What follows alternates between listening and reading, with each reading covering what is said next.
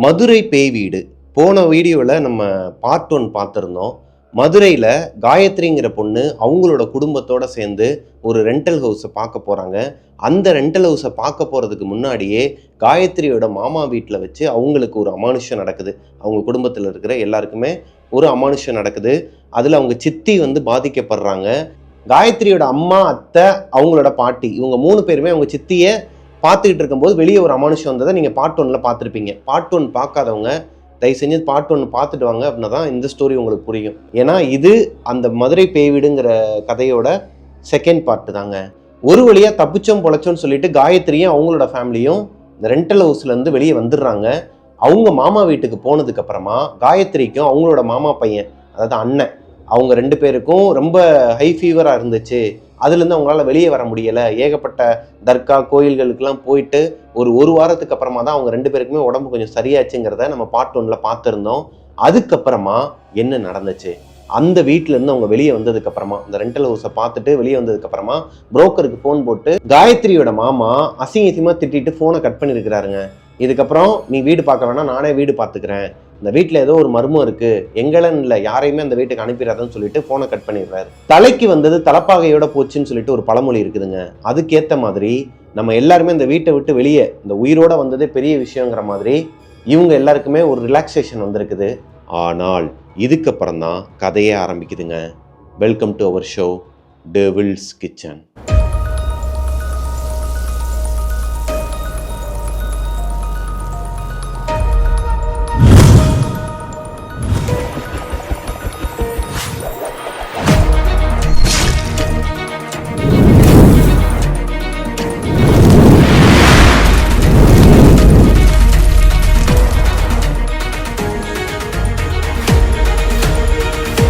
Hello ghosties, நான் உங்களோட பிரபாகரன். போன வீடியோவில் நம்ம மதுரை பேய் வீடு பார்ட் 1 போட்டிருந்தோம் இல்லையா? அதில் வீடியோவில் அமானுஷ்யங்கள் பயங்கரமாக இருக்குதோ இல்லையோ, கீழே கமெண்ட் செக்ஷனில் நிறையா அமானுஷ்யமான கமெண்ட்ஸ்லாம் போட்டுக்கிட்டே இருக்கிறாங்க. எனக்கு அப்படி நடந்துச்சு, இப்படி நடந்துச்சு, நிறைய கமெண்ட்ஸ்லாம் நான் எடுத்து வச்சிருக்கிறேன். இந்த வீடியோவோட எண்டில் அதை பற்றி நம்ம பேசலாம். காயத்ரியோட குடும்பத்துக்கு இந்த சம்பவம் நடந்து அடுத்த ஒரு வாரத்தில் இந்த குழந்தைங்க 2 பேரும் சரியாயிட்டாங்கன்னு சொன்னேன் இல்லையா? அதுக்கப்புறமா காயத்ரியோட மாமா சும்மா இல்லாமல் வேற ஒரு வீடு பார்த்துருக்கிறாருங்க. அவரே பார்த்து போயிருக்கிறாரு, புரோக்கர் யாருமே வச்சு பார்க்கல. அவரே பார்த்து போன வீட்டோட அமைப்பு எப்படி இருக்குன்னா, இது ஒரு தனி வீடு தாங்க. நான் சொன்னேன் இல்லையா, அவங்க மாமா வீடு இருந்த அதே ஏரியாவில் அப்படியே ஆப்போசிட்டில் இருக்கிற ஏரியாவுக்கு போயிருக்கிறார். இவங்க வீட்டுக்கு முன்னாடி சுடுகாடு இருந்துச்சு இல்லையா, இப்போ இவங்க வீட்டுக்கு பின்னாடி சுடுகாடு இருக்குது. இந்த வீட்டோட அமைப்பு எப்படி இருக்குன்னா, வெளியே ஒரு மெயின் கேட் இருக்குமாங்க, அங்கே எப்பயும் போல ஒரு காரிடார் இருக்கும், உள்ள ஒரு பெரிய ஹால் இருக்குமா, ஹாலுக்கு அடுத்தடுத்து தான் கிச்சன், ரூம் அந்த மாதிரி போகுமா. லாஸ்ட்டாக இருக்குதுன்னு பார்த்தீங்கன்னா கிச்சனுக்கு பக்கத்துலேயே கொல்லப்புற கதவு இருக்குமா. இந்த கொல்லப்புற கதவுக்கு வெளியே தான் ரெஸ்ட் ரூம் போகணுமா. ஒரே ஒரு ரெஸ்ட் ரூம் மட்டும்தான் ஒரு பெட்ரூமில் இருக்கும். ஏன்னா இவர் பார்த்துருக்கிறது 1 BHK தான், அதாவது 1 BHK individual villa. Rest room போகணும்னா வெளியே தான் போயாகணும். யாராச்சும் ஒருத்தர் பாத்ரூமில் இருந்தாங்கன்னா வெளியே தான் போயாகணுங்கிற ஒரு சூழ்நிலை. கிச்சனுக்கு பக்கத்தில் இருக்கிற அந்த கொல்லப்புற கதவை திறந்து வெளியே போய் பார்த்தா சைடில் பாத்ரூம் இருக்குமாங்க. இந்த கதவுக்கு நேராக ஒரு கோட்டை சுவர் இருக்குமா. இந்த கோட்டை சுவரில் லைட்டாக எட்டி பார்த்தோன்னா பின்னாடி சுடுகாடு இருக்குமாங்க.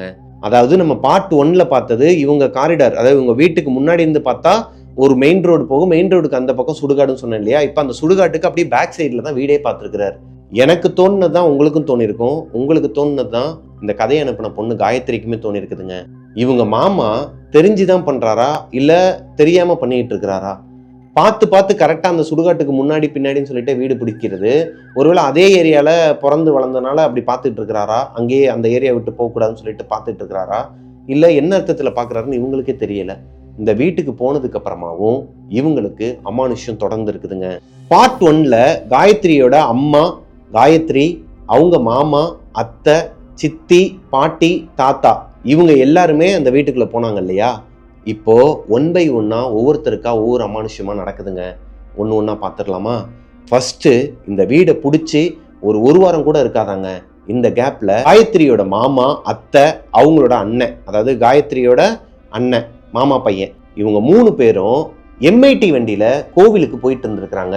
2 நாளைக்கு முன்னாடி சர்வீஸ்க்கு கொடுத்த வண்டி ஒரு மாதிரி கண்ட்ரோல் இல்லாமல் அது பாட்டுக்கு போயிட்டே இருந்திருக்குது. ரொம்ப நேரமாக அந்த வண்டியை நிப்பாட்டுறதுக்கு அவரும் ட்ரை பண்ணியிருக்கிறாரு, அவரால் முடியலை. யாரோ ஒருத்தர் பின்னாடி இருந்து தள்ளினாங்கன்னா எப்படி இருக்கும்? இப்போ நம்ம சைக்கிள் ஓட்டிகிட்டு இருக்கிறேன், சைக்கிள் ஓட்டிகிட்டு இருக்கும்போது எனக்கே நிறைய தடவை இந்த மாதிரிலாம் ஃபீல் ஆயிருக்குது. ஆனால் அது ஒரு சயின்டிஃபிக்காக நிறைய ரீசன்ஸ் இருக்குன்னு வச்சுக்கோங்களேன். இவங்க சொன்னது என்கிட்ட, இந்த எம்ஐடி வண்டியில் மாமா, அத்தை, அவங்களோட பையன் முன்னாடி உட்காந்துருக்கிறாரு. இப்போ இவங்க 3 பேரும் போயிட்டு இருக்கும்போது வண்டி கண்ட்ரோல் இல்லாமல் போய்கிட்டு இருக்குது. எங்கேயோ போய் விட போகிறோங்கிறது அவங்க மாமாக்கே தெரிஞ்சிருது. சேஃபான இடத்துல விட்டு எஸ்கேப் ஆயிடலாம் அப்படிங்கிறது தான் அவங்களோட மோட்டிவாகவும் இருந்திருக்குதுங்க. இந்த நேரம் பார்த்து எங்கேருந்து ஒரு மாடு குறுக்க வந்துச்சுன்னு தெரில, ஒரு பசு மாடு குறுக்க வந்து இவங்க வண்டியில் இடிச்சது மட்டும் இல்லாமல் ஓடுறதுக்கு ட்ரை பண்ணி பக்கத்தில் வந்த ஒரு லாரியில் இடித்து சதஞ்சிருக்குதுங்க. ஒரு மாதிரி இந்த ரயில்வே ட்ராக்லலாம் வந்துட்டு பாடி எப்படி கிடக்கும், ஒரு ட்ரெயினில் அடிபட்டு சாகிறது தான் ரொம்ப ஒரு துர்மரணம்னு சொல்லிட்டு நம்ம இதுக்கு முன்னாடி பார்த்த ஸ்டோரியிலேயே நான் நிறைய தடவை சொல்லியிருக்கிறேன்.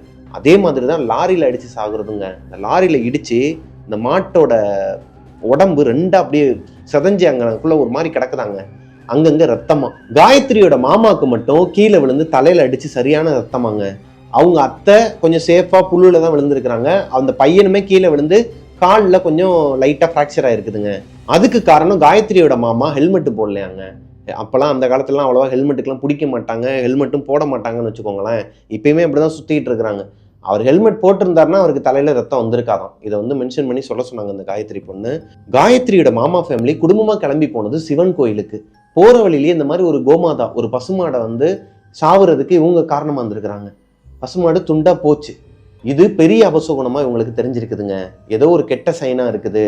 பக்கத்துல இருக்கிற ஒரு குளத்துல போயிட்டு ஃபுல்லா முகத்தெல்லாம் கழுவிட்டு ஒரு கிளினிக்ல போயிட்டு ஃபர்ஸ்ட் எய்ட்லாம் பண்ணிட்டு நேரா அந்த கோயிலுக்கு தாங்க போயிருக்கிறாங்க. கோயிலுக்கு போயிட்டு சிவன் கோயில்ல காலடியில் விழுந்து மன்னிப்பு கேட்டு இந்த மாதிரி நடக்கும் நாங்கள் எதிர்பார்க்கல, ஏதோ ஒன்று கெட்ட சக்தி எங்களோட குடும்பத்தை நெருங்கி வர்றது எங்களுக்கு தெரியுது, அந்த வீட்டுக்கு போயிட்டு இருந்ததுலேருந்தே யாருக்குமே நேரம் தெரியல, கொஞ்சம் நீதாயா பார்த்துக்கணும்னு சொல்லிட்டு வேண்டிட்டு வந்துடுறாங்க வீட்டுக்கு. இதுக்கப்புறமா இவங்களோட வீட்டில், அதாவது மாமாவோட வீட்டில் அந்த டைமில் மழை அதிகமாக பெஞ்சிட்டு இருந்த காரணத்தினால ஹாலில் தான் துணியெல்லாம் காயப்படுவாங்களாம். அப்படி துணியை காயப்பட்டு இருக்கும்போது யாரோ ஒருத்தர் நடுவில் நிற்கிற மாதிரியே இருக்குமாங்க. வீட்டுக்கு நடுவில் ஹாலில் நின்றுட்டு இருக்கிற மாதிரியே இருக்குமா. அது இவங்க தாத்தாவோட உருவம் மாதிரியே இருக்குமா. யாரு? காயத்ரியோட தாத்தாவும் பாட்டியும் அவங்க வீட்டில் தான் இருக்கிறாங்க இல்லையா, மாமா அத்தை கூட. ஆக்சுவலாக நம்ம பார்ட் 1ல் பார்த்தது அவங்க 2 பேரும் தனியாக வீடு எடுத்து போகிறாங்கன்னு சொல்லிட்டு. இந்த இன்சிடென்ட் நடந்ததுக்கு அப்புறமா தனியாலாம் வீட்டுக்கு போல எல்லாரும் ஒன்றா தான் இருக்கிறாங்க. ஆனால் அவங்களோட தாத்தா மட்டும் அப்பப்போ அந்த பழைய வீட்டில் போய் படுத்து தூங்கிட்டு வருவாராம். ஏன்னா அந்த பழைய வீடு அவங்க தாத்தாவோட ஃப்ரெண்டுங்கிறனால அந்த வீட்டுக்குமே இவங்க போனதுக்கு அப்புறமா யார் ரெண்டலுக்கு வரல. அதுக்கு ரீசன் என்னங்கிறது இவங்களுக்கு தெரியல. அந்த வீட்டை பற்றி தப்பாவோ இல்லை அந்த வீட்டில் ஒரு பேய் இருக்குது அப்படி இப்படிலாம் இவங்க எதுவுமே சொல்லலை. ஏன்னா அந்த ஏரியாவில் இருக்கிறவங்க எல்லாருக்குமே தெரியும் அந்த ஏரியாவில் ஏதோ ஒரு அமானுஷம் சுற்றிக்கிட்டு தான் இருக்குது. சுடுகாட்டுக்கு பக்கத்தில் இருந்தால் இப்படிலாம் நடக்க தான் செய்யும், காத்துக்கருப்பு அடிக்க தான் செய்யுங்கிற ஒரு மைண்ட் செட்டில் தான் அந்த ஏரியாவில் இருக்கிறவங்க எல்லாருமே இருக்கிறாங்க.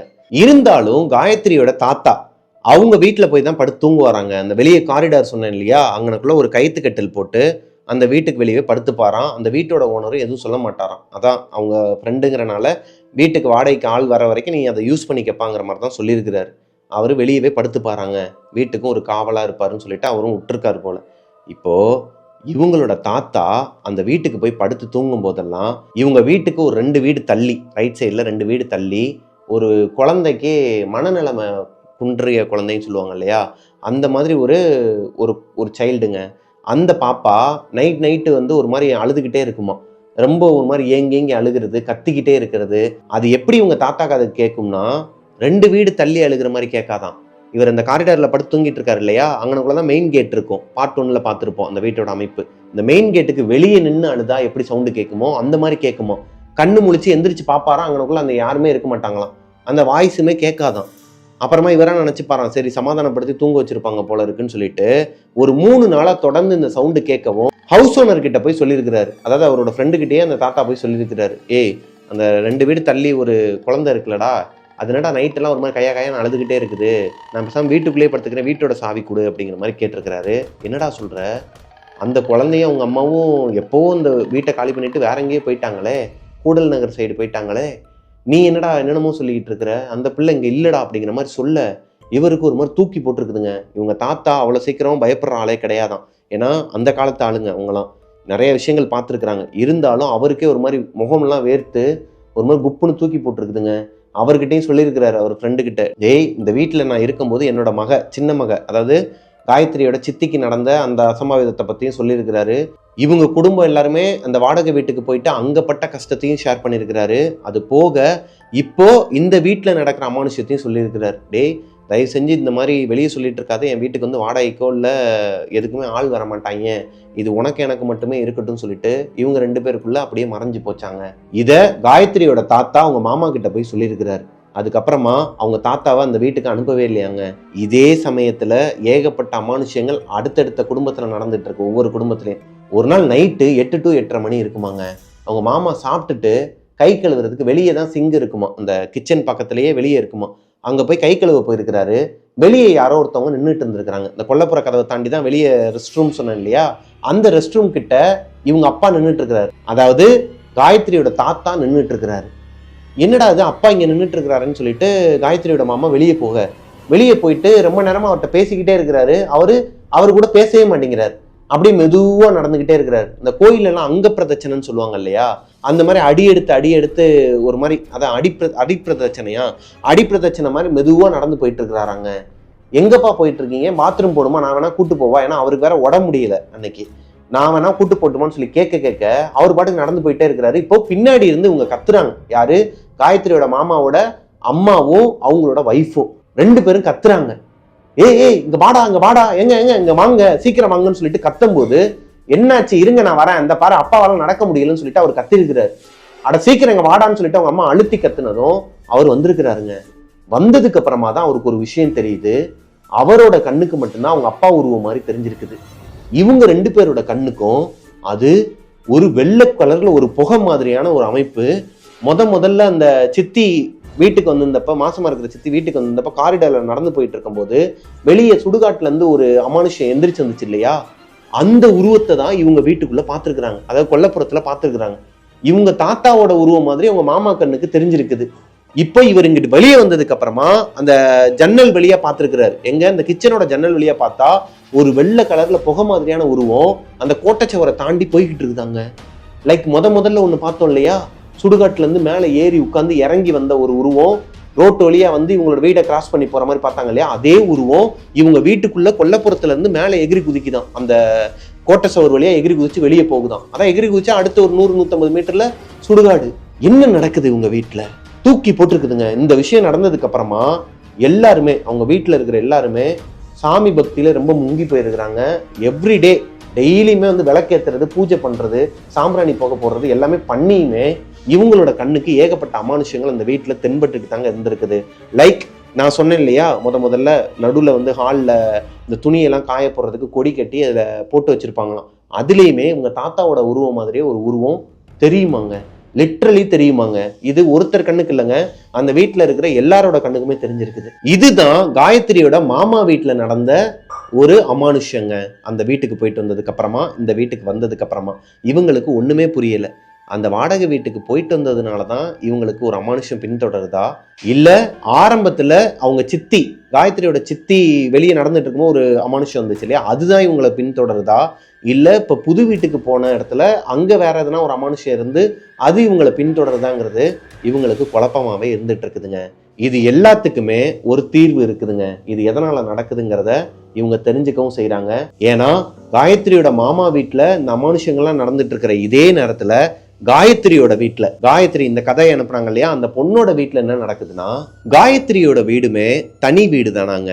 அவங்களோட வீட்டுல எப்பவுமே அவங்க அம்மாவும் இவங்களும் அவங்க அப்பா 3 பேருமே மேல மொட்டை மாடியில போயிட்டு, நம்ம இந்த ஹில் ஸ்டேஷன்லலாம் ஒரு டென்ட் போடுவோம் பார்த்துருக்கீங்களா, டென்ட் போடுறது, அதாவது இந்த கொசுவலை மாதிரி ஒரு டென்ட் இருக்கும், நிறைய பேரோட வீட்டில் இருக்கும்னு நினைக்கிறேன். அதை மொட்டை மாடியில் போய் போட்டு அந்த டென்ட்டுக்குள்ளே தான் படுத்து தூங்குவாங்களாம். அழகாக 3 டென்ட்டை வரிசையாக செட் பண்ணி வச்சுட்டு அங்கே போய் படுத்து தூங்கிடுவாங்களாம். காயத்ரியோட அப்பா வரதுக்கு ரொம்ப லேட் நைட் ஆகுமா, நைட் ஒரு 2 மணி 3 மணி மிட் நைட்டில் தான் வருவாராம். அதுக்கு முன்னாடியே இவங்க 9 மணி 9:30க்கெலாம் இவங்க அம்மாவும் இவங்களும் மேலே போய் படுத்துருவாங்களாம். காயத்ரி அவங்களோட ஸ்கூல் வேலையெல்லாம், இந்த எழுதுகிற வேலையெல்லாம் முடிச்சுட்டு லேட்டாக தான் மேலே போவாங்களாம். அவங்க அம்மா தான் மேலே படுத்திருப்பாங்களாம் அது வரைக்கும். அதே மாதிரி தான் அவங்களோட அம்மா அன்னைக்கு ஒரு நாள் நைட்டு, அதாவது இந்த காயத்ரி இவங்கெல்லாம் இந்த வீட்டுக்கு வந்துட்டு வந்ததுக்கப்புறமா, இந்த ரெண்டல் ஹவுஸுக்கு போயிட்டு வந்ததுக்கப்புறமா அவங்க அப்பா கிட்ட நடந்தது எதையுமே அவங்க அம்மாவோ காயத்ரியோ சொல்லலை. இந்த டைமில் காயத்ரிக்கும் உடம்பு சரியாயிருது. ரெகுலராக அவங்க ஸ்கூலுக்கு போயிட்டு அவங்களோட ஒர்க்கை பார்த்துட்டு இருக்கிறாங்க. ஒரு நாள் நைட்டு ஒரு 9லேருந்து 9:30 மணி இருக்குமாங்க. மொட்டை மாடியில் போயிட்டு எப்பயும் போல் டென்ட்லாம் போட்டு அவங்க அம்மா மட்டும் படுத்துருக்குறாங்க. இவங்களுக்கு பக்கத்து டென்ட்டு தான் காயத்ரியோட டென்ட். மேலே நடந்து வரும்போதே மொட்டை மாடியில் தண்ணி சத்தம் கேட்குமாங்க. மோட்ரு நிறைஞ்சி அங்கக்குள்ளலாம் தண்ணிலாம் கொஞ்சம் கொட்டி இருக்குமா. அது எப்பயுமே வழக்கமாக இந்த மொட்டை மாடியில் கொட்டியிருக்காதான். ஏன்னா அந்த டேங்கே கொஞ்சம் ஒதுக்குப்புறமாக தான் வச்சுருப்பாங்க. அங்கேருந்து இந்த படிக்கட்டில் தான் கொஞ்சம் தண்ணி இருக்குமா. அதில் நடந்து வந்தால் சத்தம் கேட்குமாங்க.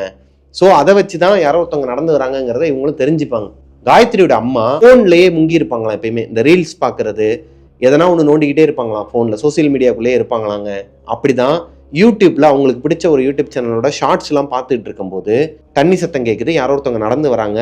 காயத்ரி தான் இருக்கிறாங்க வீட்டில். நடந்து வராங்க. நடந்து வந்தவங்க அந்த ஜிப்பு இருக்கு இல்லையா, அதாவது டென்ட்டை ஓப்பன் பண்ணி உள்ளுக்குள்ளே போய் படுத்துடுறாங்க. படுத்தவங்க கொஞ்ச நேரமாவே வாய்ஸ் எதுவுமே கொடுக்காம இருக்கிறாங்க. அதாவது மேலே வந்துட்டாங்க அப்படின்னா, ஏமா இப்படி எப்போ பார்த்தாலும் ஷார்ட்ஸாக பார்த்துட்டு இருக்கிற, கொஞ்சம் ஃபோனை என்கிட்டயாச்சும் கொடு, நான் தான் இதெல்லாம் பார்த்துட்டு இருக்கணும், உன் வயசுக்கு நீ என்ன இதெல்லாம் பார்த்துட்டு இருக்க அப்படின்னு சொல்லிட்டு இவங்களுக்குள்ள ஏகப்பட்ட கான்வர்சேஷன் நடக்குமா அம்மா பொண்ணுக்குள்ள. ஆனால் அன்னைக்கு எந்த ஒரு கான்வர்சேஷனுமே பண்ணாமல் காயத்ரி அமைதியாக படுத்துருந்துருக்குறாங்க.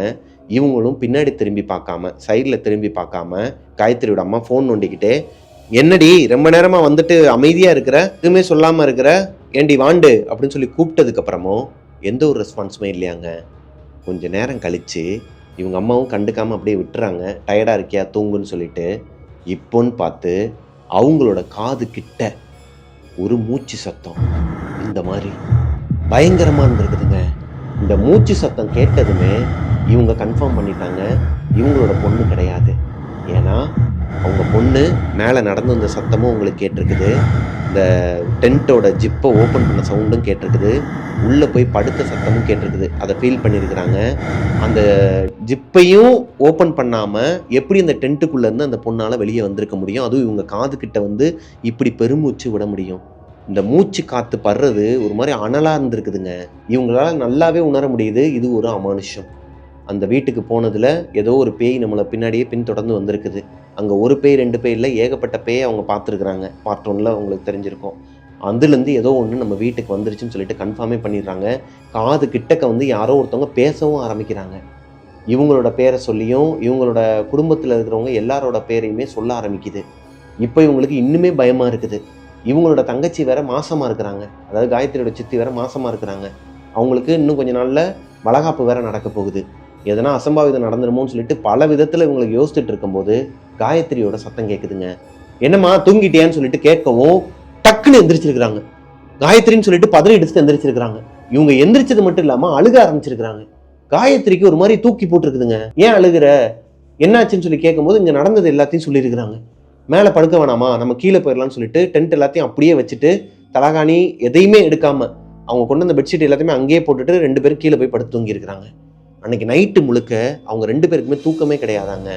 எதனாலனா அவங்களோட மொட்டை மாடியில் யாரோ ஒருத்தவங்க ஓடிக்கிட்டே இருக்கிறாங்களாம். இந்த பக்கமும் ஓடிக்கிட்டே இருந்தால் ஒரு சத்தம் கேட்கும் இல்லையா மொட்டை மாடியில், அந்த மாதிரி யாரோ ஒருத்தவங்க ஓடிக்கிட்டு இருக்கிறாங்க. ஆனால் அவங்க வீட்டில் அம்மா பொண்ணு 2 பேர் மட்டும்தான் இருக்கிறாங்க. மொட்டை மாடியிலேருந்து தான் அவங்க வந்திருக்கிறாங்க. திருடனுங்கெல்லாம் வரதுக்கு வாய்ப்பே கிடையாது அந்த ஏரியாவில். இப்படியே வந்தாலும் ஏன் ஓடிக்கிட்டே இருக்கணும், பொறுமையாக தானே வரணும். என்ன பண்ணுறேன்னே தெரியலையாங்க. அன்றைக்கி நைட்டு முழுக்க அவங்களோட குலதெய்வத்தை கும்பிட்டுக்கிட்டு திருநீரை பூசிக்கிட்டு 2 பேரும் தூக்கம் இல்லாமல் இருந்திருக்கிறாங்க. அன்னைக்கு நைட்டு காயத்ரியோட அப்பா வீட்டுக்கு வந்ததுக்கு அப்புறமா தான் அவங்க அம்மாவும் காயத்ரியும் தூங்கி இருக்கிறாங்க. இப்போ கூட காயத்ரியோட அப்பா கிட்ட அவங்க அம்மா நடந்த விஷயம் எதையுமே ஷேர் பண்ணலை, காயத்ரியவும் ஷேர் பண்ண விடலை. ஏன்னா இவங்களுக்கு நடந்த அந்த விஷயம், அதாவது அவங்க குடும்பத்தோடு போய் அந்த ரெண்டல் ஹவுஸ் பார்க்க போய் தானே இவங்களுக்கு ஒரு அமானுஷமே நடந்திருக்குது. இதை பொதுவாகவே வீட்டுக்காரங்க கிட்ட சொன்னால் என்ன சொல்லுவாங்க, உங்கள் வீட்டாளுங்க கூட சேராத, உங்கள் வீட்டாளுங்க கூட பேசாத, அங்கே போகாதன்னு சொல்லிட்டு தான் சொல்லுவாங்க இல்லையா. அதன் அடிப்படையில் அவங்க அம்மா சொல்ல வேணான்னு சொல்லிட்டு காயத்ரிகிட்டையும் சொல்லியிருக்கிறாங்க. அவங்களும் சொல்லலை. அடுத்த நாள் எந்திரிச்சதுமே காயத்ரி அவங்களோட ஸ்கூலுக்கு கிளம்பி போயிடுறாங்க. காயத்ரியோட அப்பாவுமே அவரோட வேலைக்கு கிளம்பி போயிடுறாரு. வீட்டில் காயத்ரியோட அம்மா மட்டும்தான் இருக்கிறாங்க. காலையிலேருந்து ஈவினிங் வரைக்கும் எந்த ஒரு அமானுஷமே நடக்கலைங்க. ஈவினிங் காயத்ரி ஸ்கூல் விட்டு வர்றது 4-4:30 வந்துருவாங்க. அதே டைமில் ஒரு 4 மணி இருக்குமா. வெளியே இவங்க வீட்டோட அமைப்பு எப்படி இருக்குன்னா, வெளியே கொஞ்சம் மேடாக தான் இருக்குமாங்க. லைக் கீழே கார் பார்க்கிங் மாதிரி நிப்பாட்டுறக்கு இடம் இருக்குமா. ஸ்டெப்ஸில் ஏறி வந்து தான் இவங்க வீட்டுக்குள்ளே போகணுமா. ஒரு 10 ஸ்டெப்ஸ் இருக்குமா. அதில் ஏறி தான் இவங்க வீட்டுக்கு மேலேயே போக முடியுமா. ஏன்னா அங்கெல்லாம் தண்ணி ஏரியாங்கிறனால கொஞ்சம் ஏற்றி தான் கட்டியிருப்பாங்களாம், தனி வீடாகவே இருந்தாலுமே. இவங்க வீட்டுக்கு அப்படியே பக்கத்து வீட்டில் ஒரு டெய்லரிங் வீடு இருக்குதான். இந்த டெய்லரிங்காக ஒரு வீடை வாடகைக்கு பிடிச்சி வச்சிருக்கிறாங்க. அந்த வீட்டில் ஆள் கிடையாது, வெளியே பூட்டு தொங்கிட்டு இருக்கு. ஏன்னா கிட்டத்தட்ட 1.5 மாசமாவே ஆள் வரலை. டெய்லரிங் பார்த்துட்டு இருந்தவங்க லாஸ்ட்டாக அந்த வீட்டில் இருந்திருக்கிறாங்க. அவங்களோட வீட்டில் கொஞ்சம் ப்ராப்ளம்ங்கிற காரணத்தினால அவங்களும் வேற ஒரு வீட்டுக்கு போயிருக்கிறாங்க. கரெக்டாக 3:30 மணிலேருந்து 4 மணிக்குள்ள அவங்க அம்மா வீட்டுக்குள்ள ஹாலில் தான் உட்காந்துருக்குறாங்க, டிவி பார்த்துட்டு இருக்கிறாங்க. இந்த மாதிரி யாரோ ஒருத்தவங்க கதவை போட்டு உடைக்கிறாங்க. காயத்ரியோட அம்மாவுக்கு ஒரு மாதிரி தூக்கி போட்டிருக்குது, பயம். ஏன்னா நேத்து நைட்டு தான் அவங்களோட மாடியில வச்சு ஒரு சம்பவம் நடந்திருக்குது. இப்போ அவங்க அதுல இருந்தே வெளியே வரல, கொஞ்சம் கொஞ்சமா தான் வெளியே வந்துட்டு இருக்கிறாங்க. கதவை வேற உடவுடன் உடைச்சிட்டு இருக்கிறாங்க. இந்த டைம் யாரா இருக்கும்? காயத்ரி தான் எப்பவுமே ஸ்கூல் விட்டு வந்து இந்த மாதிரி விளாடுவாங்களாம். கதவை போட்டு உடவுடன் உடைப்பாங்களாம், காலிங் பெல் அமுக்க மாட்டாங்களாம். ஓப்பன் பண்ணி பார்த்தா அவங்க இருக்க மாட்டாங்களாம், மாடிக்கு ஓடி போயிருவாங்களாம். வெளியவே தான் மொட்டை மாடிக்கு போற வழியும் இருக்கு, ஸ்டெப்ஸ்ல அப்படியே கண்டினியூ ஆகி அது வழியா ஓடி போய் ஒளிஞ்சுப்பாங்களாம். விளையாடாதடி காயத்ரி, நான் சும்மாவே பயந்துருக்கிறேன், உனக்கு தெரியும்லன்னு சொல்லும் போது சொல்ல கதவை போட்டு உடச்சிக்கிட்டே இருந்திருக்கிறாங்க. இவங்களுக்கு ஒண்ணுமே புரியல. அப்ப காயத்ரி கிடையாது, வேற யாராச்சும் இருக்குமா, யாரா இருக்குன்னு சொல்லிட்டு மெதுவா பயந்துகிட்டே தான் கிட்டக்க போயிருக்கிறாங்க. இன்னுமே அந்த சத்தம் தொடர்ந்துகிட்டே இருக்குது. ஓப்பன் பண்ணி பார்த்தா அவங்க நினைச்ச மாதிரியே வெளியே யாருமே கிடையாதுங்க.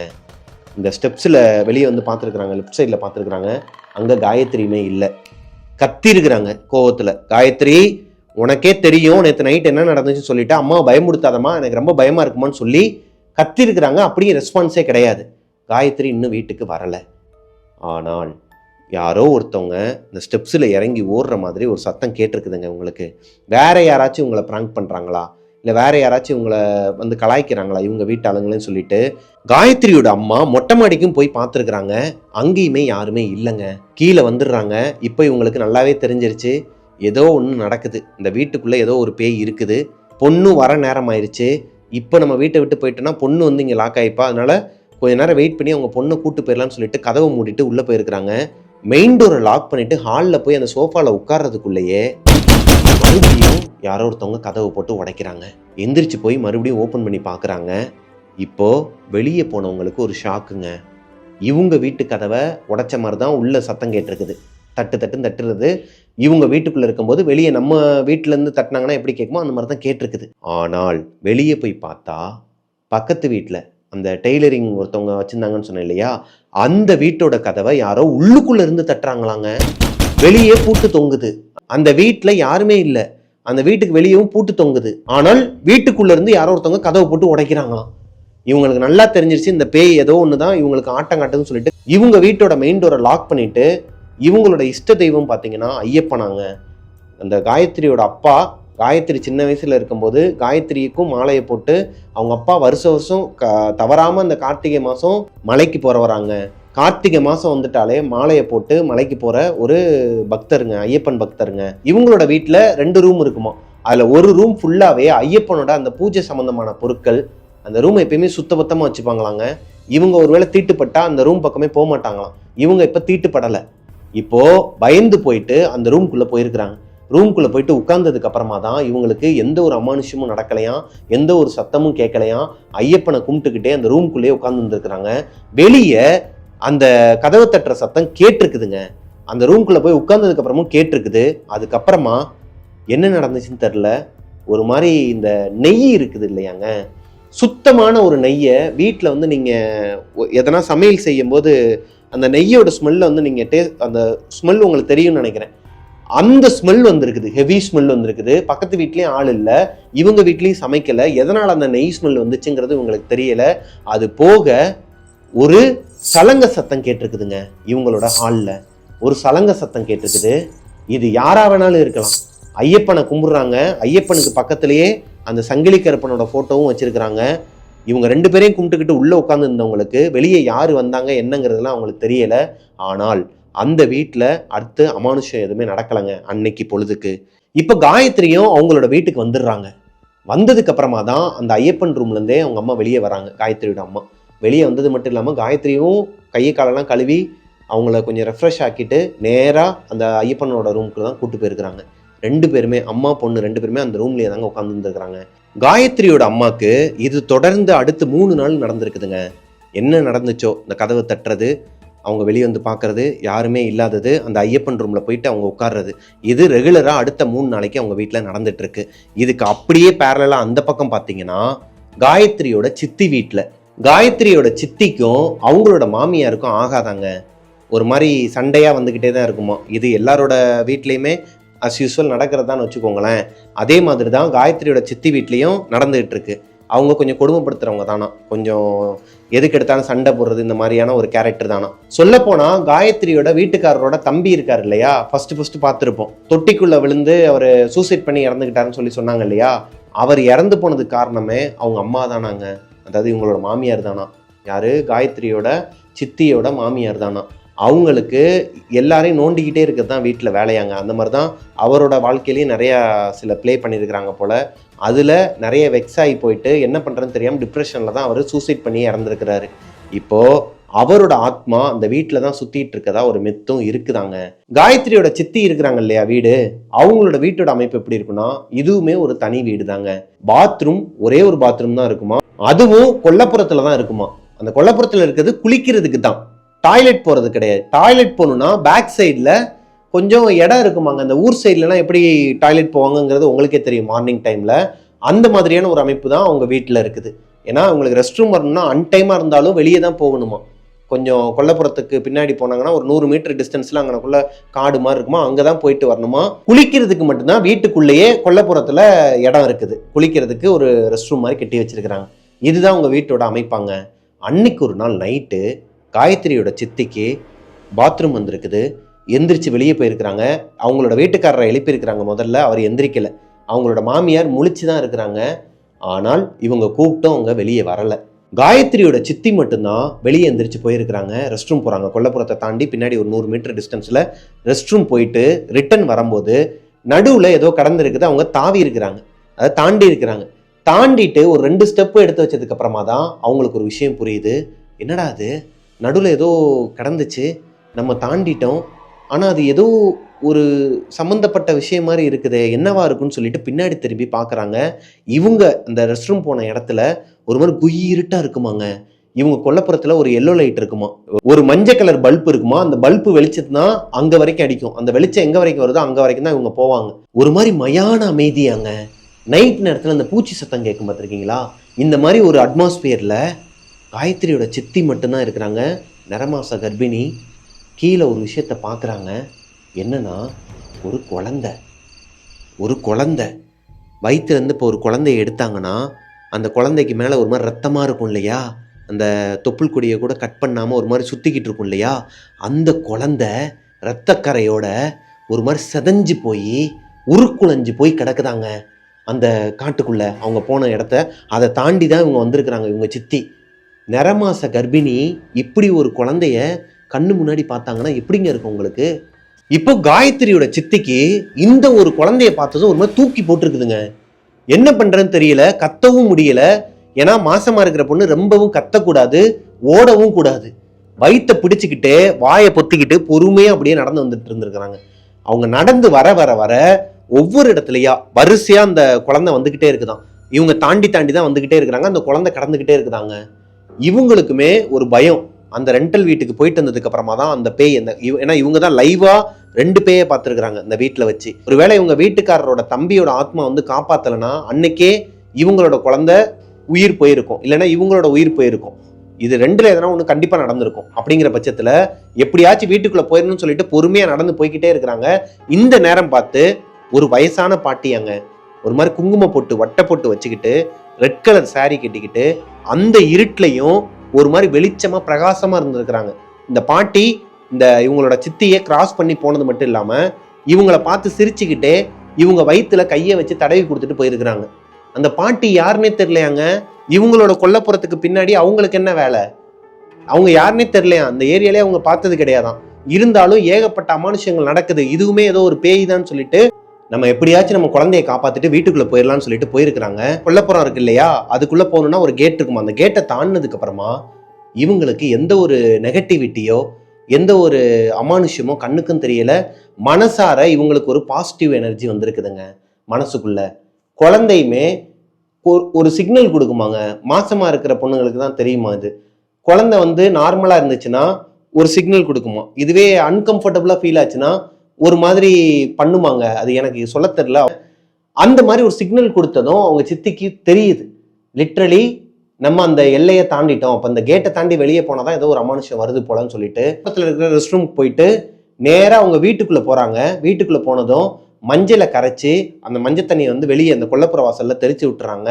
தெளிச்சு விட்டுட்டு அவங்களோட வீட்டில் எப்பயுமே ஒரு மாரியம்மனோட ஃபோட்டோ இருக்குமாங்க. இந்த மாரியம்மனோட ஃபோட்டோவை எதர்ச்சியா மஞ்சளை கரைச்சனாலேயோ என்னவோ எதர்ச்சியா போயிட்டு மாரியம்மனோட ஃபோட்டோக்கு முன்னாடி நின்று சாமியை கும்பிட்டுட்டு அந்த திருநீர் எடுத்து நெத்தியில பூசும் போது அவங்க சித்திக்கு ஒரு விஷயம் புரியுது. இவங்க வீட்டில் இருக்கிற அந்த மாரியம்மனோட ஃபோட்டோ, அதில் ரெட் கலர் சாரி கட்டி தான் அந்த மாரியம்மன் உட்கார்ந்துருக்குறாங்க. அந்த ஃபோட்டோவில் வட்டை பொட்டு, சிவப்பு கலரில் குங்குமம் வச்சு அந்த பாட்டியோட முகம் இவங்களுக்கு இப்போதான் வேற மாதிரியான ஒரு பிம்பத்தை கொடுத்துருக்குதுங்க. அப்போ வந்தது இவங்களை காப்பாற்றினது மாரியம்மனா? இவங்க ஒரு மாதிரி கண்ணீர் வந்திருக்குதுங்க அவங்க சித்திக்கு. லிட்ரலி எனக்கு ஒரு மாதிரி கூஸ் பம்ஸ் ஆகுதுங்க இதை சொல்லும் போது. அவங்களுக்கு எப்படிங்க இருக்கும்? கண்ணுக்கு முன்னாடி இது நாள் வரைக்குமே அந்த ரெண்டல் வீட்டிலேருந்து இப்போ வரைக்கும் அமானுஷத்தை மட்டுமே ஃபேஸ் பண்ணிட்டு இருக்கிற அந்த பொண்ணுக்கு நான் இருக்கண்டி உனக்குன்னு சொல்லிட்டு அவங்க கும்பிடுற சாமி கூட வந்து நின்னா இதுக்கு மேலே என்னங்க வேணும்? அந்த பொண்ணுக்கு, மாசமா இருக்கிற பொண்ணுக்கு ஒரு தைரியம் வந்திருக்குது. அந்த கான்ஃபிடென்ட்டோட போய் படுத்து தூங்கிட்டாங்களாம். இது எல்லாமே நடந்துகிட்டு இருக்குது ஒரே காலகட்டத்தில். அதாவது அவங்க மாமா வீட்டில் ஆரம்பத்துலேருந்தே நான் சொல்லிட்டு இருக்கேன் இல்லையா, மாமாவோட வீட்டிலேருந்து, காயத்ரியோட மாமா வீட்டிலேருந்து இவங்க சித்தி வீட்டு வரைக்கும் இந்த சம்பவங்கள் எல்லாமே ஒரே மாதிரி ஒரே நாளில் ஒரே நேரத்தில் நடந்துகிட்டு இருக்குதுங்க. இது எல்லாத்தையுமே இவங்க எப்படி தெரிஞ்சுக்கிறாங்கன்னா, ஒவ்வொருத்தரோட வீட்டில் அமானுஷம் நடக்கிறத இன்னொருத்தவங்க வீட்டுக்கு யாருமே தெரிவிச்சுக்கல. அதாவது ஃபோன் போட்டோ இல்லை நேரில் போய் சொல்லிக்கல. அவங்க தாத்தா இருக்கார் இல்லையா, காயத்ரியோட தாத்தாக்கு பர்த்டே வருது. அவருக்கு அந்த பர்த்டேவை செலிப்ரேட் பண்ணணும்னு சொல்லிட்டு பெரிய காத்தவராயன் கோயிலாங்க. இவங்களோட குலதெய்வம் பெரிய காத்தவராயன், அப்புறம் பாண்டி முனி கோயிலாங்க. பாண்டி இருக்கார் இல்லையா, பாண்டிய பண்பாங்க. அவரோட கோயிலும் இவரோட கோயிலும் தான் வந்து இவங்களுக்கு குலதெய்வம் இவங்களோட குடும்பத்துக்கே. அப்படி இருக்கும் பட்சத்தில் பெரிய காத்தவராயன் கோயிலுக்கு இவங்க எல்லாரும் குடும்பத்தோட போயிருக்கிறாங்க. அந்த கோயிலில் அவங்க தாத்தாவுக்கு வெளியே வச்சு பர்த்டேலாம் செலிப்ரேட் பண்ணிட்டு கெடா வெட்டி சோறு போட்டிருக்கிறாங்க. அந்த கோயில் ரொம்பவே பயங்கரமான ஒரு ஃபேமஸான கோயிலாங்க. லைக் அந்த கோவிலில் வந்துட்டு தேங்காயை உடைச்சிங்கன்னா அந்த காஞ்சனா படத்தில் சில்லு சில்லுன்னு நொறுங்கும் பார்த்தீங்களா, அந்த மாதிரி நம்ம வீட்டுக்கு எதனா ஒரு கஷ்டம் இல்லை நம்மளை எதனா ஒரு ஆத்மாவோ எதனா பேய் பின்தொடருதுன்னா அந்த கோயிலில் தேங்காய் உடைச்சாலே கண்டுபிடிச்சிருவாங்களாம் அந்த பூசாரிங்களாம். அந்த அளவுக்கு ஒரு பவர்ஃபுல்லான ஒரு கோயிலாங்க. அது போக கெடாவை, இந்த ஆடு இருக்கு இல்லையா, அதை வந்து அப்படியே இந்த ரத்தத்தை குடிக்கிறது, இந்த கோழியோட ரத்தத்தெல்லாம் குடிக்கிறதுலாம் கேள்விப்பட்டிருப்பீங்க. சாமி வந்து அருள் வந்து சொடலமாட சாமி கோயில், இந்த நம்ம திருநெல்வேலி பக்கத்தில் ஏதோ ஒரு ஊருங்க, அங்கெல்லாம் நான் லைவாகவே பார்த்துருக்கிறேன்னு வச்சுக்கோங்களேன். இதுதான் அஞ்சலியோட அவங்க அப்பாவுக்கு வந்து குலதெய்வமும் வரும். அங்கிட்டு திருநெல்வேலி சைடில் ஒரு கோயில், சொடலமாட சாமி கோயில். இந்த பெரிய காத்தவராயன் கோயிலில் வச்சு தான் இவங்க ஒவ்வொருத்தரும் ஷேர் பண்ணிக்கிறாங்க அவங்களுக்கு நடந்ததை. வழக்கம் போல் காயத்ரியோட அப்பா அந்த கோவிலுக்கு வரல. அது அவங்களுக்கு ஈஸியாக போச்சு அவங்களுக்கு நடந்ததெல்லாம் பற்றி ஷேர் பண்ணிக்கிறதுக்கு. ஏன்னா அந்த ரெண்டல் ஹவுஸை போய் பார்த்துட்டு வந்த யாரெல்லாம் அந்த ரெண்டல் ஹவுஸுக்கு இவங்க ஃபேமிலியிலேருந்து போனாங்களோ எல்லாருமே மொத்தமாக கூட்டமாக உட்காந்து ரவுண்டாக அவங்களுக்கு நடந்த விஷயத்தெல்லாம் ஷேர் பண்ண ஆரம்பிச்சிருக்கிறாங்க. இப்போ அந்த பெரிய காத்தவராயன் கோயிலில் அந்த பூசாரி கிட்ட போய் நடந்ததையும் சொல்லியிருக்கிறாங்க. அதே மாதிரி தேங்காய் உடைக்கும் போது சுக்கு சுக்கா போயிருக்குதுங்க. இத்தினுண்டா பீஸா உடையுமா, அந்த மாதிரி எந்த கோயிலையும் உடையாதாங்க. அந்த மாதிரி உடஞ்சதும் அவருக்கு அருள் வந்து சில விஷயங்கள்லாம் சொல்லியிருக்கிறாரு. இவங்களுக்கு நடந்த எல்லா விஷயத்துக்கும் காரணமும் அந்த ரெண்டல் ஹவுஸ் தானாங்க. இந்த ரெண்டல் ஹவுஸுக்கு இவங்க எல்லாரும் குடும்பத்தோட போனது தப்பு கிடையாது. அந்த வீட்டுக்குள்ள ரொம்ப நேரம் சஸ்டெயின் பண்ணி எல்லாருமே பிரிஞ்சு போய் முதல்லயே அந்த வீட்டுக்குள்ள கையெச்செல்லாம் பார்த்தாங்க இல்லையா பார்ட் 1ல, அதோட இவங்க வெளியே வந்திருந்தா அது இவங்கள டிஸ்டர்ப் பண்ணியிருக்காதான். ஆனால் இவங்க வீடு ஃபுல்லாவே சுத்தி பார்க்குறேங்கிற பேர்ல ரொம்ப நேரம் அங்கே டைம் ஸ்பெண்ட் பண்ணனாலையும் நிறைய பேருக்கு காலில் கையில் கிழிச்சு அங்கங்கே ரத்தம் வந்திருக்குது. அதை கவனிக்கலை. ரொம்ப அளவுக்கு ரத்தம் கிடையாதுங்க. நம்ம நடந்துக்கிட்டே இருக்கும்போது லைட்டாக இங்கே பார்த்தோன்னா ரத்தம் உறைஞ்சி போயிருக்கும். அந்த மாதிரி இவங்க வீட்டில் இருக்கிற பெரிய ஆட்கள் எல்லாருக்குமே, பெரியவங்க எல்லாருக்குமே அங்கங்கே கிழிச்சு ஏதாச்சும் ஒரு இடத்துல, உடம்புல எதனாச்சும் ஒரு இடத்துல அவங்களுக்கே தெரியாமல் கிழிச்சு ரத்தம் வந்து உறைஞ்சிருக்குது. இதுக்கு என்ன அர்த்தம்னா, அந்த வீட்டில் இருக்கிற ஆத்மாக்கள், அந்த வீட்டில் என்ன நடந்துச்சு, யாரு என்ன, இதெல்லாம் இவங்களுக்கு தெரியலை. ஆனால் அந்த வீட்டில் இருக்கிற ஆத்மாக்கள் இவங்களோட ஃபேமிலியை தொல்லை பண்ண ஆரம்பிச்சிருச்சு, துரத்த ஆரம்பிச்சிருச்சுங்கிறது இவங்களுக்கு தெரியாமையே இருந்துட்டு இருந்திருக்கிறாங்க.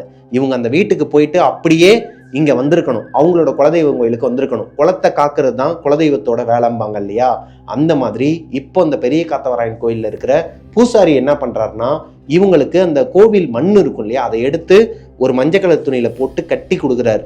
ஒவ்வொருத்தவங்களோட வீட்டு நிலவாசல்லையும் இதை கட்டிருங்க, எக்காரணத்தை கொண்டையும் இதை அவுக்கவே கூடாது அப்படிங்கிற மாதிரி சொல்றாரு. அது போக ஒரு தகடு, அந்த கோயில்ல சாமியோட காலில் வச்சு பூஜை பண்ண ஒரு தகடு, மொத்தம் 3 தகடு கொடுக்குறாரு. 3 ஃபேமிலியும் அவங்கவுங்க வீட்டுக்கு வெளியே நிலவாசல்ல அடிச்சு வச்சிருங்க, ஆணி வச்சு அடிச்சு வச்சிருங்க அப்படிங்கிற மாதிரி சொல்லி கொடுத்துருக்குறாங்க. அதையும் எக்காரணத்தை கொண்டையும் கலட்டவே கூடாது. இது போக அந்த கோயில்ல இருந்து திருநீர், இது போக அந்த கோயில்ல இருந்து சில சாமியோட பொருட்கள்லாம் கொடுத்து விட்டுருக்கிறாரு. இது எல்லாத்தையுமே உங்க வீட்டில் வச்சு கும்பிடுங்க.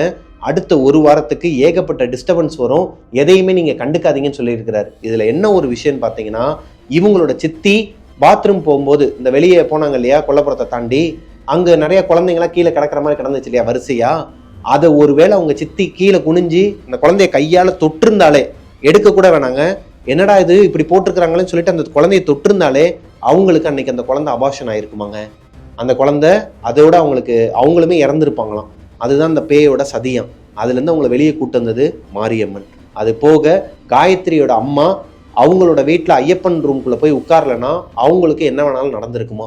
ஐயப்பனோட அருளாலையும் அந்த கருப்பனோட துணையாலையும் அவங்க அம்மாவும் காயத்ரியும் தப்பிச்சிட்டாங்க, அந்த குடும்பம் தப்பிச்சிருச்சு. அதே மாதிரி தான் காயத்ரியோட மாமா ஸ்டார்டிங்கில் அந்த எம்ஐடியில் போயிட்டு இருக்கும்போது மாடு உள்ளே வந்து செத்து போச்சு பார்த்தீங்களா. ஒருவேளை அந்த மாடு வந்து சாகலைன்னா அன்னைக்கு காயத்ரியோட மாமாவோட ஃபேமிலியே இறந்துருப்பாங்களாங்க அந்த ஆக்சிடெண்ட்டில். அதுதான் விதி, அதுதான் அந்த பேயோட சதி. ஆனால் அதுலேருந்து அவரை வெளியே காப்பாற்றினது அவர் இஷ்ட தெய்வமான சிவன் கோயிலுக்கு தான் போயிட்டு இருந்திருக்கிறாங்க. அந்த சிவனே ஒரு பசுமாடை அனுப்பி இவங்களோட உயிரை காப்பாற்றிருக்கிறாரு. நடந்த எல்லா விஷயத்துக்கும் ஒரு சொல்யூஷன் கொடுக்குறாருங்க இந்த பெரிய காத்தவராயன் கோயிலில் இருக்கிற பூசாரி. இப்போ இவங்க எல்லாருக்குமே அந்த என்னென்ன பண்ணணும் என்னென்ன பண்ணக்கூடாதுன்னு எல்லாத்தையுமே சொல்லி வீட்டுக்கு அனுப்பிடுறாரு. எல்லாருமே அவங்கவுங்க வீட்டுக்கும் போயிடுறாங்க. அவங்கவுங்க வீட்டுக்கு போனதுக்கு அப்புறமாவும் அவர் சொன்னது எல்லாத்தையுமே செஞ்சதுக்கு அப்புறமாவும் வெளியே எதனா ஒரு சத்தம் கேட்டுக்கிட்டே இருக்குமாங்க. எல்லாரோட வீட்லையுமே எதனா ஒரு டிஸ்டர்பன்ஸ் கேட்டுக்கிட்டே இருக்குமா. வீட்டுக்குள்ள இல்லை, வீட்டுக்கு வெளியே. இவங்க வீட்டை எல்லாருமே தனித்தனி வீட்டில் தான் இருக்கிறாங்க. அதுக்கு ஏற்ற மாதிரியே வெளியே அவங்க வீட்டை சுற்றி யாரோ ஒருத்தவங்க வர மாதிரியும், யாராச்சும் கதவை தட்டுற மாதிரி, ஜன்னலை தட்டுற மாதிரி, இந்த மாதிரி ஏகப்பட்ட அமானுஷ சத்தங்கள் கேட்குமாங்க. அழுகிற சத்தம் கேட்குமா, நாய்ங்கெல்லாம் ஊழ விடுமா, என்னென்னமோ கேட்குமா. ஆனால் கண்டுக்கவே மாட்டாங்களாம். ஏன்னா அந்த பூசாரி ஆல்ரெடி சொல்லி தான் அனுப்பியிருக்கிறார் இல்லையா. அதுக்கேற்ற மாதிரி எல்லாருமே அதை பின்பற்றி இருக்கிறாங்க. அடுத்த 1 வாரத்துக்கு அப்புறமா டோட்டலி இந்த குடும்பம் அந்த அமானுஷத்துலேருந்து வெளியே வந்துட்டாங்களாங்க. யாருக்குமே எதுவுமே சேதாரமோ எந்த ஒரு ஆபத்தும் நடக்கலை, அந்த அமானுஷ சத்தங்களும் கேட்கல. சித்திக்கு நல்லபடியாக குழந்தையும் பிறந்துருது, அந்த வளகாப்பையும் பண்ணி முடிச்சிட்டாங்க, அடுத்து குழந்தையும் பிறந்துருது. அவங்க எல்லாருமே ஹாப்பி ஃபேமிலியாக நல்லபடியாக இருந்திருக்கிறாங்க. எந்த ஒரு கெட்டதும் நடக்கலைங்க கடவுள் புண்ணியத்தில். இந்த பெரிய காத்தவராயனோ சிவனோ ஐயப்பனோ மாரியம்மனோ மொத்தத்துக்கு இப்படி சொல்லிக்கிட்டே போலாங்க. பாண்டி முனீஸ்வரர் இருக்கிறாரு. இப்படி மொத்த தெய்வமும் ஒரு குடும்பத்தை காவல் காத்து ஒரு கதையை இப்போதான் நான் கேட்டிருக்கிறேன். அதாவது ஒரு உண்மை சம்பவம்னு சொல்லிட்டு அந்த பொண்ணு அவங்க குடும்பத்தில் நடந்ததை என்கிட்ட சொன்னாங்க. இந்த கதையில வர இந்த காயத்ரிங்கிற கேரக்டர் அது வந்து அவங்களோட ஒரிஜினல் பேர் கிடையாதுங்க. அந்த பொண்ணு அவங்களோட ஒரிஜினல் பேரையோ எதையுமே மென்ஷன் பண்ண வேணானே அப்படின்னு சொல்லி கேட்டுக்கிட்டாங்க. ஸோ இதில் யூஸ் பண்ணது எல்லாமே புனைப்பெயர்கள் தான். ஆனால் அந்த பொண்ணு என்கிட்ட என்ன ஸ்டோரி சொன்னாங்களோ, அவங்க குடும்பத்தில் நடந்ததை என்கிட்ட சொன்னாங்க. அதை அப்படியே நான் என்னோட ஸ்டைலில் உங்ககிட்ட நரேட் பண்ணிட்டேன். இதோட இந்த ஸ்டோரி முடிஞ்சிருச்சுங்க. ரொம்பவே பயங்கரமான த்ரில்லிங்கான ஒரு ஸ்டோரி என்னோட லைஃப்பில் நான் கேட்டதுலே இது. அது போக ஒரு ஆன்மீக ஸ்டோரின்னு தாங்க சொல்லுவேன். ஏன்னா ஒவ்வொரு கடவுள், அவங்களுக்கு சிவன்னா இவங்களுக்கு ஐயப்பன் கருப்பசாமி, இந்த பக்கம் மாரியம்மன், அந்த பக்கம் பெரிய காத்தவராயன் பாண்டி முனீஸ்வரன் சொல்லிட்டு ஏகப்பட்ட சாமியை வந்து உள்ளே இருக்கிறாங்க. இது போக மெயினாக பார்த்துக்கிட்டிங்கன்னா குலதெய்வம், நான் உள்ளே கதைக்குள்ளே சொல்லியிருப்பேன், குலத்தை காப்பது தான் குலதெய்வம். நீங்கள் வந்து குலதெய்வம் கோயிலுக்கு வருஷத்தில் ஒரு 2 தடவையாச்சும் எப்படியாவது போயிட்டு வந்துருங்க. இதை நான் பர்சனலாக அனுபவித்து சொல்கிறேன். ஏன்னா குலதெய்வம் மாதிரி நம்மளோட குலத்தை காக்கிறதுக்கு ஒரு தெய்வம் இருக்கான்னு கேட்டிங்கன்னா அது 2வது பட்சம்தான். முதல் இடத்துல நம்மளோட குலதெய்வம் தான். எங்கே இருந்தாலும் உங்களோட குலதெய்வத்தை போய் பார்த்துட்டு வந்துடுங்க, கும்பிட்டுட்டு வந்துருங்கன்னு தான் நான் சொல்லுவேன். இந்த ஸ்டோரி உங்களுக்கு பிடிச்சிருக்குன்னு நம்புகிறேன். இந்த ஸ்டோரி உங்களுக்கு பிடிச்சிருந்துச்சுன்னா லைக் பண்ணிடுங்க. உங்களோட வாழ்க்கையில இதே மாதிரி எதனா அமானுஷங்கள் நடந்திருக்குது, அதை என்கிட்ட ஷேர் பண்ணணும்னு நினச்சிங்கன்னா என்னோட இன்ஸ்டாகிராம் அண்டு ஃபேஸ்புக் ஐடிஸை கீழே டிஸ்கிரிப்ஷனில் கொடுத்துருக்குறேன். அங்கே வந்து எனக்கு இன்பாக்ஸ் பண்ணுங்கள். மிஸ்டர் பிரபாகரன் யூடியூப் சேனலை சப்ஸ்கிரைப் பண்ணிடுங்க. பக்கத்தில் இருக்க பெல் ஐக்கானை தட்டி விட்டுருங்க. புதுசாக வந்த கோஸ்டிஸ் நிறைய பேருக்கு தெரியாது, நமக்கு ஸ்பாட்டிஃபைலையும் தனியாக சேனல் இருக்குது. நிறைய பேர் காரில் போயிட்டு இருக்கும்போது கேட்டுட்டு போகிறதுக்கு நல்லாயிருக்கும், நீங்கள் வந்து ஸ்பாட்டிஃபைல வீடியோஸ்லாம் வந்து அப்லோட் பண்ணுங்கள் அப்படிங்கிற மாதிரி சொல்லியிருந்தீங்க. ஆடியோ அண்ட் வீடியோ ரெண்டுமே அவைலபிளாக இருக்குது. மிஸ்டர் பிரபாகரன்கிற ஒரு சேனல் தான், அதோட லிங்க்குமே நான் கீழே கொடுக்குறேன், ஸ்பாட்டிஃபையோட லிங்க். ஃபாலோ பண்ணாதவங்க அங்கே போய் ஃபாலோ பண்ணிக்கோங்க. அண்ட் நெக்ஸ்ட் ஸ்டோரியில் உங்களை மீட் பண்ணுற வரைக்கும் பாய். முக்கியமாக இந்த கமெண்ட்ஸை பற்றி பேசுவோம்னு சொல்லியிருந்தேன் இல்லையா, ஒரு 10 கமெண்ட்ஸ் எடுத்து வச்சிருக்கிறேன், வாங்க அதை பற்றி பேசலாம். பிரணவி பாப்பா இந்த பிரணவிங்கிற பாப்பா வந்து நம்ம டெவில்ஸ் கிச்சன் ஷோக்கு பெரிய ஃபேனா. அவங்களுக்கு இன்னைக்கு பர்த்டே. அவங்க அம்மா வந்து கீழே கமெண்ட்டில் சொல்லியிருந்தாங்க போன வீடியோவில், பிரணவி பாப்பா ஹாப்பி பர்த்டேன்னு சொல்லிட்டு ஒரு உங்களோட வாய்ஸில் ஒரு விஷஸ் மட்டும் சொல்லிருங்கன்னு சொன்னாங்க. ஹாய் பிரணவி பாப்பா, எப்படி இருக்கீங்க? Wish you many more happy returns of the day தங்கம். நிறைய பேர் பொதுவாக போட்டிருக்கிற கமெண்ட் என்ன தெரியுமாங்க, நம்ம போன பார்ட் 1ல் ஒரு விஷயம் கேட்டிருப்பேன் நான். இந்த சூடத்தை கொளுத்தி ஒரு சொம்பு நிறைய தண்ணி எடுத்துட்டு அவங்களோட வீட்டு பூஜை அறைக்கு முன்னாடி இந்த பேய் பிடிச்சவங்களையோ இல்லை யாருக்கு வந்து அமானுஷம் இருக்குன்னு சொல்லி தெரிஞ்சுக்கணுமோ அவங்கள உட்கார வச்சு அந்த சொம்புல சூடத்தை போட்டால் அது சுற்றும். அது சுத்துச்சுன்னா அந்த வீட்டில் வந்து ஏதோ ஒரு அமானுஷம் இருக்குன்னு அர்த்தம். அது முங்கிருச்சுன்னா ஒன்றும் இல்லைங்கிற மாதிரி ஒரு விஷயம். அது உண்மையா? இந்த பொண்ணு சொல்லியிருக்கிறாங்க, யாருன்னா உங்கள் வீட்டில் பண்ணியிருக்கீங்களான்னு சொல்லி கேட்டதுக்கு கிட்டத்தட்ட ஒரு 10-15 பேர் சொல்லியிருக்கிறாங்க, ஆமாங்க எங்கள் வீட்டுக்குள்ளேயும் இந்த மாதிரி பண்ணியிருக்கிறோம், எங்கள் வீட்லேயும் இந்த மாதிரி ஒரு சம்பிரதாயம் இருக்குது, ஒரு முறை இருக்குது, நாங்கள் பண்ணி பார்ப்போம், அது நடந்திருக்கு, அது உண்மைங்கிறாங்க. நானும் வீட்டில் ஒரு நாள் பண்ணி பார்க்கணும். என்னப்பா தெரிஞ்சுக்கலாம்ப்பா இருக்கா இல்லையான்ட்டு. நிறைய விஷயம் இருக்குல்ல அந்த மாதிரி. இருக்கான்னு தெரிஞ்சுக்கிட்டு என்ன பண்ணுறது, ஒன்றும் பண்ண முடியாது. சொல்லக்கூடாது செய்யணும்னு சொல்லிட்டு ஒருத்தவங்க, bro I did not watch your last episode because of the loss of the family pet dog. Oh okay okay, RIP. அவங்களோட வீட்டில் டாக் வந்து இறந்துருச்சான், அதனால் பார்க்க முடியாதுன்னு சொல்லிட்டு போட்டிருக்கிறாரு. நிறைய பேர் வந்து பெஸ்ட் நரேஷன் சூப்பராக சொல்கிறீங்க அப்படிங்கிற மாதிரிலாம் கமெண்ட் பண்ணியிருக்கீங்க. Thank you so much. அது போக நிறைய பேர் இன்னுமே புரிஞ்சிக்க மாட்டேங்கிறீங்க. என்னென்ன ஆடு இவ்வளோ போடுறீங்கிறீங்க. நான் ஆரம்பத்துலேருந்து சொல்லிகிட்டு இருக்கேன், இப்போயும் மறுபடியும் சொல்கிறேன், அம்மா சத்தியமாக அதுக்கு எனக்கு எந்த சம்மந்தமும் கிடையாது. அது வந்து யூடியூப்பே ஜென்ரேட் பண்ணுறது தான். நான் வேறு ஒரு வீடியோவை வேறு ஒரு சேனலில் பார்க்கணுன்னா கூட 2-3 ஸ்கிப்பபிள், அதாவது நான் ஸ்கிப்பபிள் ஆடு தான் பார்த்து தான் ஆகணும். ஹேமா மணியன்னு சொல்லிட்டு இந்த அம்மா எப்பயுமே நமக்கு நம்மளோட குடும்பத்தில் ஒருத்தவங்கன்னே சொல்லலாம். ஏன்னா அந்தளவுக்கு கேர் பண்ணிப்பாங்கன்னு வச்சுக்கோங்களேன். கமெண்ட்ஸ்லேயே அவங்களோட கமெண்ட்ஸ்லாம் எடுத்து பார்த்தீங்கன்னா தெரியும், எல்லாமே அப்படி தான் இருக்கும். அவங்க என்ன போட்டிருக்கிறாங்கன்னா, ஆமாம் பிரபா, எங்கள் அம்மாவும் நானும் தாம்பரத்தில் உள்ள மன்னிவாக்கம் ஒரு ஏரியாவில் இருந்தோம். அப்போது 2 பேர் எங்களிடம் யாசகம் கேட்டார்கள். அதாவது பிச்சை எடுக்கிறாங்க. அது பிச்சை எடுக்கிறாங்கன்னு ஏன் சொல்கிறேன்னு கேட்காதீங்க, அது சொன்னால் தான் புரியும். யாசகம் சொன்னால் சிலருக்குலாம் புரியாது, அதனால் சொல்கிறேன். ஸோ அவங்க அந்த மாதிரி கேட்டு வரும்போது நாங்கள் 10 ரூபா இவங்க வந்து 10 ரூபா கொடுத்துருக்குறாங்க. உங்கள் வீட்டில் வந்து ஏதோ ஒன்று இருக்குது அப்படின்னு சொல்லிட்டு இவங்க அம்மாவை அரட்டி ஒரு சொம்பில் தண்ணி எடுத்துகிட்டு வான்னு சொல்லியிருக்கிறாங்க. சொம்பில் அவங்களும் தண்ணி எடுத்துகிட்டு வந்து கொடுத்துருக்குறாங்க. கொடுத்தா இவங்க அம்மாவோட தலையில் விபூதி அடிச்சுட்டு அந்த சொம்பில் கையை விடுன்னு சொல்லியிருக்கிறாங்க. வேகமாக ஒரு மந்திரத்தை ஓதி இருக்கிறாங்க. கொஞ்ச நேரத்தில் அதுலேருந்து சுருள் மாதிரி ஏதோ வந்தது. உடனே போய் கோவிலுக்கு போயிட்டு இந்த தண்ணியை கொட்டி விட்டு வா என்றார்கள் சொல்லியிருக்கிறாங்க. உங்கள் வீட்டில் சூனியத்தை எடுத்துட்டோம், நீங்கள் எங்களுக்கு 500 ரூபா கொடுங்கன்னு சொல்லி கேட்டிருக்கிறாங்க. அவ்வளோ காசு இல்லைன்னு சொன்னதுக்கப்புறமா 150 ரூபா வாங்கிட்டு போயிருக்கிறாங்க. இதில் என்னன்னு பார்த்தீங்கன்னா, நிறைய பேர் வந்து சில விஷயத்த தெரிஞ்சுக்கணும். இது இவங்களுக்குன்னு சொல்லலை, நான் பொதுவாகவே சொல்கிறேங்க. இந்த மாதிரி நிறைய கேங் வந்து அலைவாங்க. ஒரு சிலர்லாம் வந்து இந்த மூட நம்பிக்கையில் முங்கி போயிடுவாங்க. அண்ணன் வந்து இந்த ஸ்டோரியில் சொல்லியிருக்கிறாரு, ஒரு பாய் கிட்ட போனால் இது சரியாயிரும். அண்ணன் வந்து சொல்லியிருக்கிறாரு, இந்த மாதிரி ஒரு வெளியே இருந்து யாருன்னே முகம் தெரியாத ஒரு நபர் திடீர்னு வீட்டுக்கு வெளியே வந்துட்டு உங்கள் வீட்டில் சூனியம் இருக்குது, நான் எடுக்க போகிறேன்னு சொன்னால் உள்ளே விட்டுறாதீங்கம்மா அப்படியெல்லாம். ஏன்னா நிறைய பேர் ஹவுஸ் ஒய்ஃப் தான் இதை பார்த்துக்கிட்டு இருக்கீங்க, நிறைய குழந்தைங்களும் பார்த்துட்டு இருக்கீங்க. அப்படிலாம் யாருன்னா வந்தீங்கன்னா விட்டுறாதீங்க யாரையுமே. உங்களுக்கு உங்களோட ஏரியாவில் தெரிஞ்சவங்க ஆல்ரெடி உங்களுக்கு பிரதட்சியான, அதாவது ஆல்ரெடி உங்களுக்கு தெரிஞ்ச ஒரு முகம் இருக்கும் இல்லையா, இவர் இதுக்குன்னே இருக்கிறவர் இந்த ஏரியாலன்னு, அவர்கிட்ட நீங்கள் போய் கேட்குறீங்க. உங்களோட ஜோசியக்காரன்னு சொல்லிட்டு ஒருத்தர் போய் கேட்குறீங்கன்னா அது நியாயம். யாருன்னே தெரியாத ஒருத்தர் ரோட்டில் போகிறவர் திடீர்னு வந்து இந்த மாதிரிலாம் சொல்லி திருநீரை போட்டு அவர் விபூதி அடிச்சுட்டு 500 ரூபா கேட்டிருக்காப்புல. அவங்க கரெக்டாக தான் சொல்லியிருக்காங்க, விபூதி எடுத்துட்டு 500 ரூபா கேட்டிருக்கிறாங்க. மேபி உண்மையானவங்களா கூடவே இருக்கலாம். ஆனால் இப்போ இருக்கிற ஜென்ரேஷனுக்கு நீங்கள் இதெல்லாம் நம்பிட்டு யாரையும் வீட்டுக்குள்ளே விடுற வேலை வச்சுக்காதீங்க. அதை நான் இந்த ஷோ மூலயமா உங்களுக்கு ஒரு அவேர்னஸாக சொல்கிறேன். யாரையுமே நம்பாதீங்க, உங்களோட தெய்வத்தை மட்டும் நம்புங்க. கான்ஃபிடென்ட்டாக இருங்க. உங்கள் வீட்டில் எதனா இருக்கா இல்லையாங்கிறத தெரிஞ்சுக்கிறதுக்கு உங்களோட ஜோசியர், உங்களோட குலதெய்வம் கோயில், இப்படி ஏகப்பட்ட விஷயம் உங்களை சுற்றியே இருக்கும். அங்கே போகிறத மட்டுமே நீங்கள் இதாக வச்சுக்கோங்க. அது எந்த மதமாக இருக்கட்டும், எதா வேணாலும் இருக்கட்டும், நீங்கள் உங்களோட தெய்வத்தை மட்டுமே கும்பிடுங்க, உங்களோட தெய்வத்தை நோக்கி போங்க, அவ்வளவுதான். மற்றபடி வெளியே இருக்கிறவங்க பேச்சை கேட்டு, இல்லை இந்த மாதிரி ஷோவில் நான் வந்து அவங்களுக்கு நடந்த ஸ்டோரியை தான் என்னால் சொல்ல முடியும். நானாக சொல்கிறது கிடையாது. இந்த தர்காவுக்கு போனனால தான் சரியாகுது, இந்த கோயிலுக்கு போனனால தான் சரியாகுதுங்கிறது நானாக சொல்கிறது கிடையாது. கதையை அனுப்புகிறவங்க என்கிட்ட ஷேர் பண்ணுறாங்க, நான் உங்ககிட்ட ஷேர் பண்ணுறேன். அது எல்லாத்தையும் நீங்கள் உள்வாங்கிக்கிட்டு வேறு மாதிரி எடுத்துக்கிட்டு நீங்கள் போய் எங்கேயாச்சும் ஏமாந்துட்டீங்கன்னா அதுக்கு டெவில்ஸ் கிச்சன் நிர்வாகம் பொறுப்பல்ல அப்படிங்கிறத இந்த ஸ்டோரியிலேருந்து நான் சொல்லிக்கிறேன். ஏன்னா நிறைய பேர் வந்து என்கிட்ட இன்ஸ்டாகிராமில் வந்துலாம் கேட்குறாங்க, அண்ணே உங்களோட ஸ்டோரிலாம் பார்க்குறேன், உங்களோட சேனலோட சப்ஸ்கிரைபர் நான், எனக்கு வந்து யாராச்சும் இந்த மாந்திரிகவாதிங்க இந்த மாதிரி சூனியத்தை எடுக்கிறவங்க யாருன்னா இருந்தாங்கன்னா சொல்லுங்கண்ணே, சஜஷன் பண்ணுங்கண்ணேன்னு சொல்கிறாங்க. அது எனக்கு வேலை கிடையாது. அது ஏன் அப்படி சொல்கிறேன் அப்படின்னா, நீங்கள் வந்து அதுக்குள்ளே போகக்கூடாதுங்க. பொதுவாகவே இப்போ நானே சொல்கிறேன்னா, நான் முன்னாடியே சொல்கிறேன்ல, இந்த கதையெல்லாம் ஒரு என்டர்டைன்மெண்ட் பர்பஸில் மற்றவங்களுக்கு நடந்ததை உங்ககிட்ட ஷேர் பண்ணுறாங்க. அதுவே உங்கள் வீட்லேயும் அது நடந்திருக்கலாம், நடந்துட்டு இருக்கலாம். அப்படி நடந்துட்டு இருக்கும் பட்சத்தில் உங்களுக்கு தெரிஞ்ச முகமா நம்பிக்கையானவங்களா பார்த்து நீங்கள் தான் போகணும். நிறைய பேர் மூட நம்பிக்கைனால நிறைய காசை இழந்துக்கிட்டு இருக்கிறாங்க. ஸோ இந்த மாதிரி மூட நம்பிக்கையில் முங்காதீங்கன்னு தான் நான் சொல்லுவேன். இந்த வெளியே போயிட்டு அவங்ககிட்ட நான் காசு கொடுத்து பார்த்தேன், இவங்ககிட்ட காசு கொடுத்து பார்த்தேன், எனக்கு சூனியத்தை தந்து அவங்க எடுத்தாங்க இவங்க எடுத்தாங்கலாம் வந்து இது பண்ணாதீங்க. இந்த சூனியங்கிற விஷயம் உண்மை தான், அதை நான் பொய்ன்னு சொல்ல மாட்டேன்.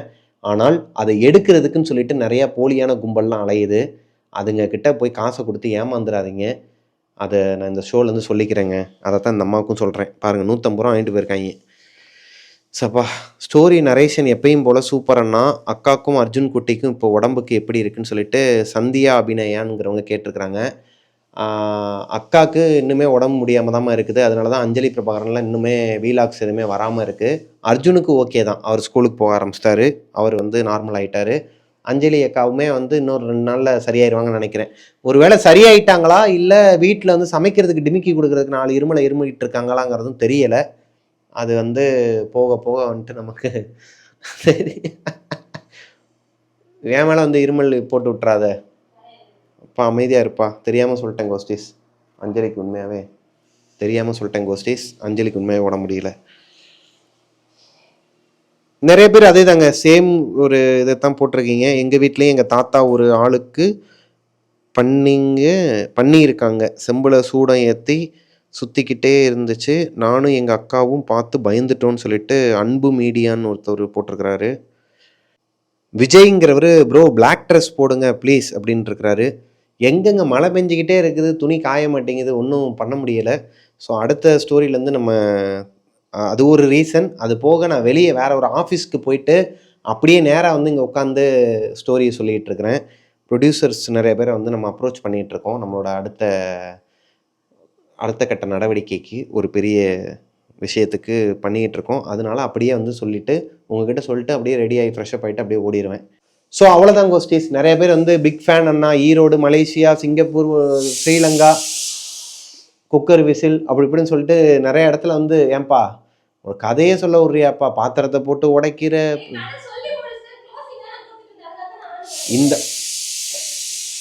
இந்த இந்த மாதிரியான விஷயங்கள்லேருந்துலாம் நம்ம கூடிய சீக்கிரம் நம்ம வெளியே வர போகிறோம். அது ஒரு சர்ப்ரைஸ் இருக்குது.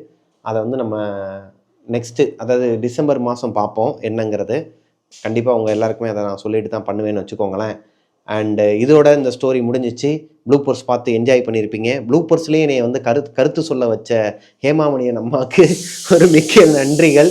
ஸோ யாருமே ஏமாந்துடாதீங்க, யாருக்கிட்டையுமே உங்களோட சொந்த முடிவு எடுங்க. யாரோட பேச்சை கேட்டு எந்த முடிவு எடுக்காதீங்க. நம்பிக்கைங்கிறது உங்களுக்கு நீங்களே வச்சுக்கிறது தான். அடுத்தவங்க சொல்லி வரதோ இல்லை கூட இருக்கவங்க வந்து உங்களை உசுப்பேற்றி வரதோ நம்பிக்கை கிடையாது. அதுக்கு பேர் மூட நம்பிக்கை. ஸோ பார்த்து இருந்துக்கோங்க. நன்றி, வணக்கம், டாட்டா. ஒரு மாசமாக இருக்கிற பொண்ணு பாத்ரூம் போகணும்னு சொல்லி கூப்பிட்டா வீட்டில் இருக்கிற பொம்பளை போகணுமா போகக்கூடாதாங்க? இதில் வந்து உடனே சொல்லிடாதீங்க, பொம்பளைன்னு சொல்லாதீங்க, பொண்ணுன்னு சொல்லணும் அப்படின்ட்டுலாம் நிறைய பேர் கமெண்ட் பண்ணுறாங்க. நான் பொம்பளை அப்படின்னு சொல்லிட்டு ஒன்று மென்ஷன் பண்ணுறேன்னா அது கேடுகட்ட கேரக்டராக இருக்கும். இல்லைனா அது எப்படி சொல்கிறது, இந்த சாணியை முக்கி உச்சந்தலையிலே அடிக்கிற மாதிரியான ஒரு கேரக்டர் தான் நான் வந்து பொம்பளை, இந்த அவன் இவன் சொல்லிட்டு மரியாதை இல்லாமல் பேசுவேன். முதல்ல நீங்கள் புரிஞ்சுக்கோங்க. சும்மா வந்துட்டு கீழே வந்துட்டு பொம்பளைன்னு சொல்லாதீங்க, பொண்ணுன்னு சொல்லுங்கள், இதுன்னு சொல்லுங்கள், அப்படிலாம் சொல்ல முடியாதுனால. சில கேரக்டர் எனக்கு பிடிக்கல கதையில், அவங்க வந்து சொல்லும் போதே எனக்கு இரிட்டேட் ஆகுதுன்னா அவங்களுக்குலாம் மரியாதை கொடுக்கணும்னு எனக்கு அவசியம் கிடையாது. ஸோ அந்த பொம்பளை வரமாட்டேன்னு சொல்லியிருக்குதுங்க.